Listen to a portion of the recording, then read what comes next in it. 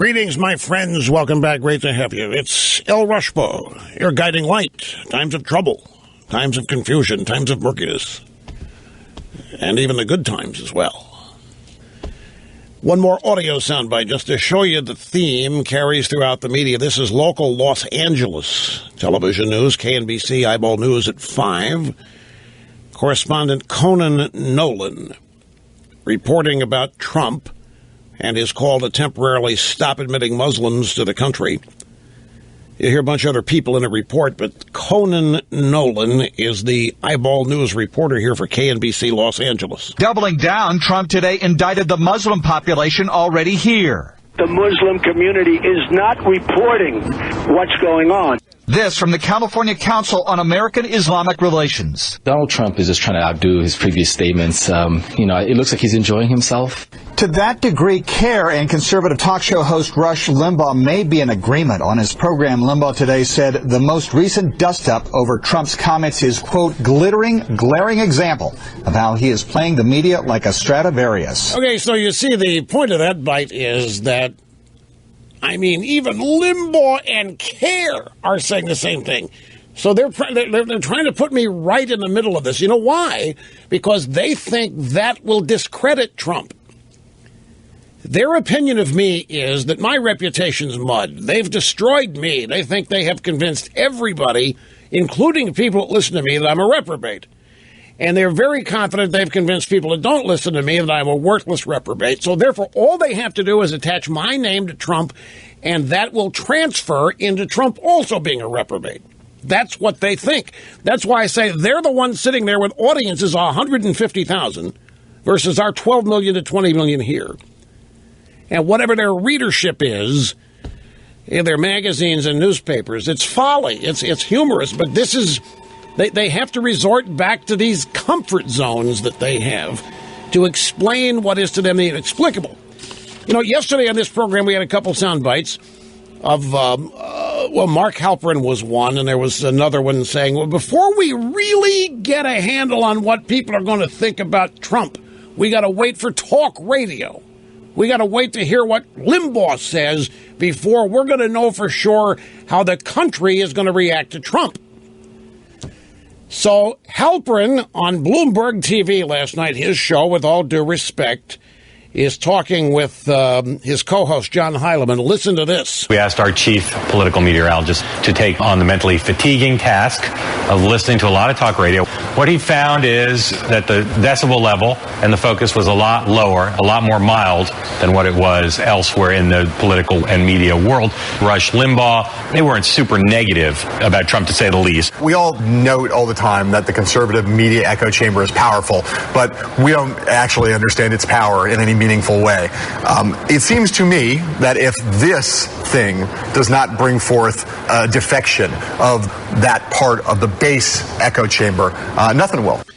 The last voice you heard there belonged to John Heilemann. He is the one who said, we note all the time the conservative media echo chamber is powerful, but we don't actually understand its power in any means. And he's right. They don't. They've never endeavored to. They have used their own prejudice and political bias to explain the success of this program and who you all are.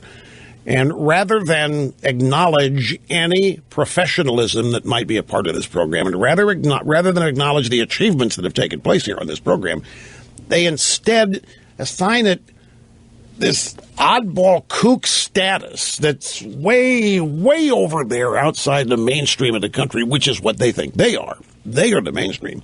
And this, and our 12 to 20 million, which is, the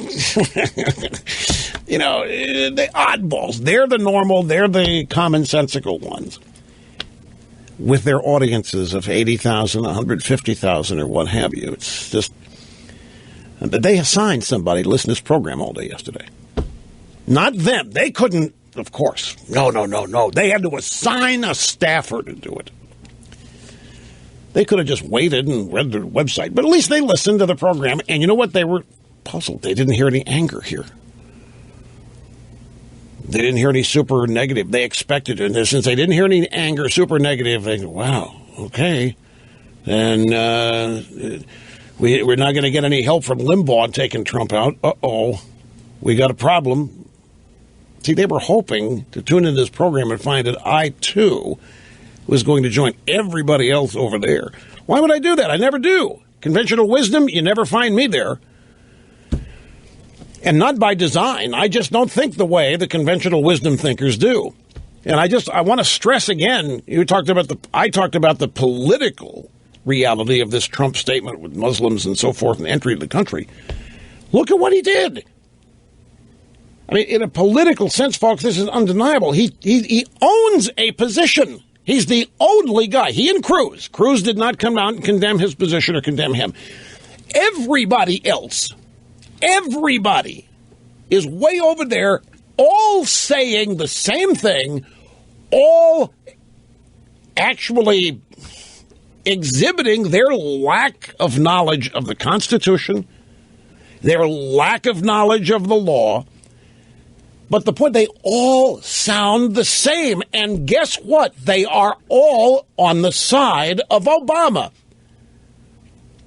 And I don't know if you people in what we call the elites or the ruling class establishment know, Obama is no longer popular here. This is not 2007 and 2008. Barack Obama is a drag on the Democrat Party. He is a drag on this country, and the magic, if there was any, is long gone. When Trump succeeds in unifying everybody else but himself with Obama, that is a political victory for him. The lone occupant of a particular political position. And everybody, look at how fast everybody ran to condemn what Trump said. This is something this nation needs to talk about, if you ask me. We are a great nation at risk in a very dangerous world, and we are in the crosshairs of a lot of dangerous people. And this is going to require a very thought-out strategy to win. To defeat the enemies that everybody acknowledges that we have, except in the White House. They will not acknowledge that we're facing any enemy here. Their big enemy is us. Republican Party conservatism.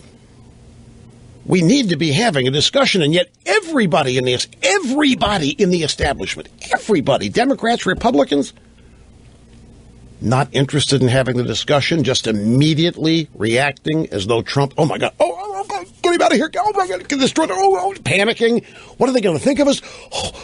Do you know, folks, even Hamas is a terror group. Do you know Hamas came out in opposition to Trump's statement? That puts the Republican Party, the Democrat Party, and everybody else in the establishment and Obama on the same side Hamas is on. And over here all by himself is Donald Trump, speaking out against it all. Now, if you're the establishment, you don't think people are sophisticated enough to understand it. So what, Rush?